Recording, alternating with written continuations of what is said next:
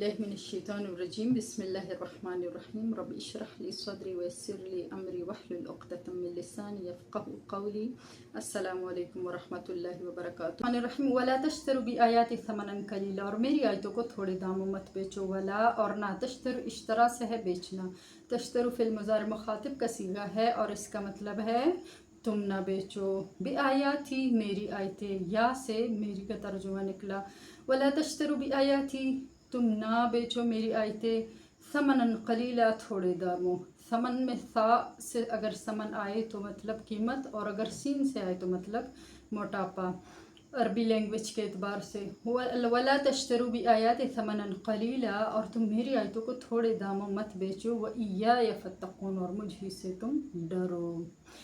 यहूद के उलमा की यह आदत थी कि कुतुबे अंबिया में आमदन किसी अकीदे को, किसी गर्ज को साबित करने के लिए कुछ घटाव और कुछ बढ़ाव किया करते थे। तो जब तक आप सल्लल्लाहु अलैहि वसल्लम मबूस नहीं हुए थे, ज़ाहिर नहीं हुए थे, यहूद अपने अंबिया से सुन कर और अपनी किताबों में पढ़ पढ़ कर जो है आप सल्लल्लाहु अलैहि वसल्लम की सिफ़ात गायबाना लोगों के सामने गायबाना बयान करते थे। लेकिन जब आप सल्लल्लाहु अलैहि वसल्लम ज़ाहिर हुए और हिजरत करके मदीना तैयबा तशरीफ़ लाए, तो यहूद दुनियावी ग़राज़ के बिना पर और कुछ तआस्सुब और कुछ ख़ानदानी हसद के बिना पर जो अपनी किताबों में आप सल्लल्लाहु अलैहि वसल्लम के मुतालिक जितनी बशारतें थी उसमें रद्द बदल करने लगे, कुछ का कुछ कहने लगे। तो इस आयत मुबारक में उन्हीं को ख़िताब करके कहा जा रहा है कि मेरी आयतों में रद्द बदल मत करो, मेरी आयतों को थोड़े दामों मत बेचो।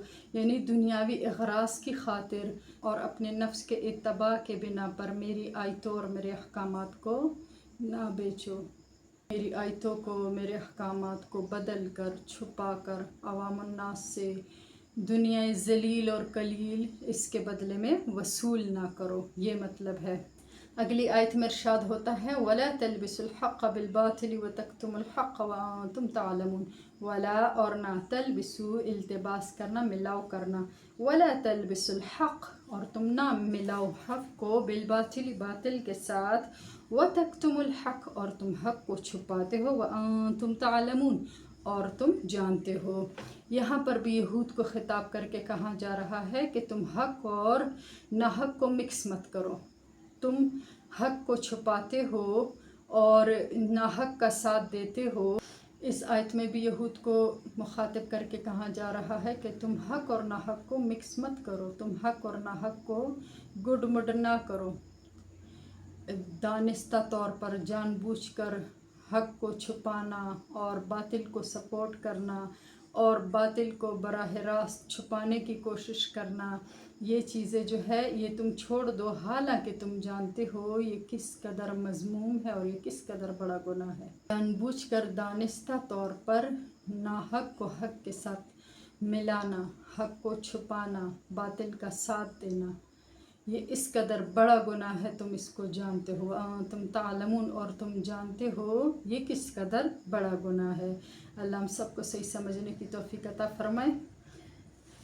अगली आयत में है व अक़ीमुस्सलात व आतुज़्ज़कात वरकऊ मअर्राकिईन।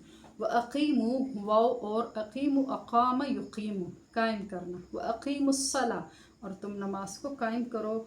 व आतुज़्ज़का, वाव और आतु, अताया अति से देना। व आतुज़्ज़कात, तुम ज़कात दो। वरकऊ, रका रुकू करना। वरकऊ व इरकऊ असल लफ्ज़ है।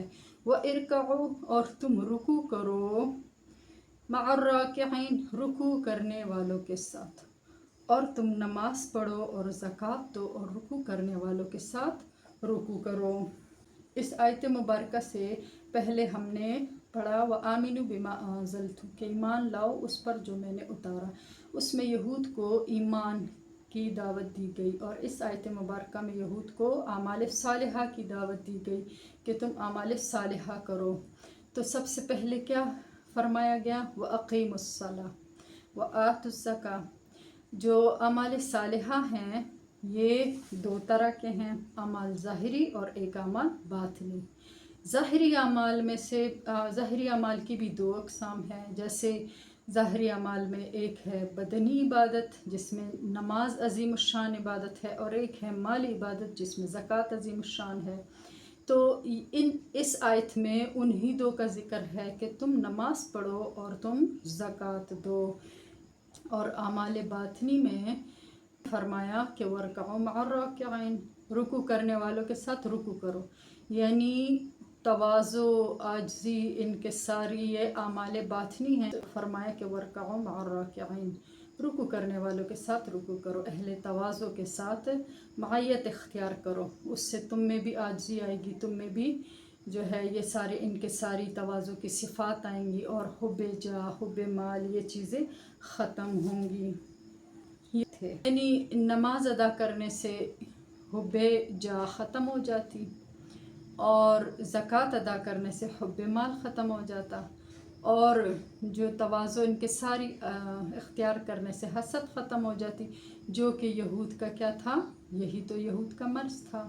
تو فرمایا کہ تم نماز پڑھو، زکوٰۃ دو، اور رکوع کرنے والوں کے ساتھ رکوع کرو تو تمہاری بیماریاں ختم ہو جائیں گی۔ تو اس میں عام لوگوں کے لیے، میرے اور آپ کے لیے بھی سبق ہے کہ اپنے دل کی بیماریوں کو ختم کرنے کے لیے انسان نماز پڑھے، زکوٰۃ دے، اور رکوع کرنے والوں کے ساتھ رکوع کرے۔